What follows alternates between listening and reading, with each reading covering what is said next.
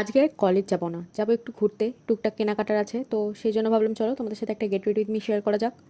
এই যে একটা ব্ল্যাক বটমের আর একটা উপরে ব্রাউন কালারের টপ পরে নিয়েছি। আর আমার লাস্টের ভিডিওগুলো দেখে তো তোমরা খুব ভালো করে বুঝতে পেরেছো যে আমি কি সুন্দর মেকআপ করতে পারি। তো অগত্যা আর কিছু তো করার ছিল না, তাই একটু এই ময়শ্চারাইজারটা অ্যাপ্লাই করে নিলাম। ভালো করে অ্যাপ্লাই করার পর এই সানস্ক্রিনটা নিয়ে এসেছি, তো এটা অ্যাপ্লাই করলাম। কদিন আগে একটা তোমাদের আনবক্সিং ভিডিওতে শেয়ার করেছিলাম যেটা আমি পারচেস করেছি, তো সেটাই আমি আজকে অ্যাপ্লাই করে নিয়েছি ভালো করে। আর শুধু মুখে তো অ্যাপ্লাই করলে হবে না, যেহেতু টপটা হাফ স্লিভ ছিল সেই জন্য আমি এবার হাতগুলোতে ভালো করে একটা সানস্ক্রিন লোশন মেখে নিলাম।